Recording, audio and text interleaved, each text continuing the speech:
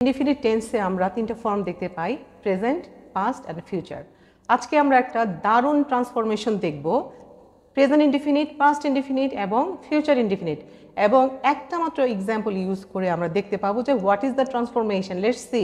তো present indefinite টেন্সের কথা একটু বলতে চাই। প্রেজেন্ট ইনডিফিনিট টেন্স কি? রেগুলার অ্যাক্টিভিটিস, ইউনিভার্সাল ট্রুথ এবং হ্যাবিচুয়াল ফ্যাক্টগুলোকেই বোঝায় প্রেজেন্ট ইনডিফিনিট টেন্স। সো শুধুমাত্র প্রেজেন্ট ইনডিফিনিট টেন্সে আপনি দেখতে পাবেন universal truth, man is mortal, the earth is round, this type of sentences. So শুধুমাত্র প্রেজেন্ট ইনডিফিনিট টেন্সে আমরা এগুলো দেখতে পাবো। সো একটা এক্সাম্পল আমি বলি, I play cricket in the field, he plays cricket in the field, this is present indefinite tense. Okay, now plays কেন হলো? কারণ হি হচ্ছে থার্ড পারসন সিঙ্গুলার নাম্বার, তাই এখানে প্লে ভার্বের সাথে এস যোগ হয়েছে। Okay, now let's see what is past indefinite tense. Past indefinite tense আমি যদি সেম এক্সাম্পল ইউজ করে থাকি তাহলে আমি কি বলবো? I played cricket in the field. কি চেঞ্জ হলো?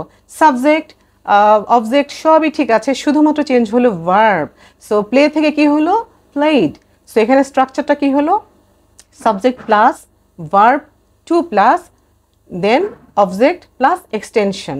ওকে, now future indefinite tense. Future indefinite টেন্সে আমরা এই একই সেন্টেন্স আমরা কিভাবে ইউজ করবো? ফিউচার হচ্ছে যে ভবিষ্যতে যে কাজটা করা হবে। I will play cricket in the field. So এখানে কি অ্যাড হলো? উইল অথবা শ্যাল আমরা ইউজ করতে পারি। আই এবং দের পরে আমরা শ্যাল ইউজ করতে পারি, এবং উইল আমরা সব কিছুর সাথে ইউজ করতে পারি। So it's better to use will. So I will play cricket in the field.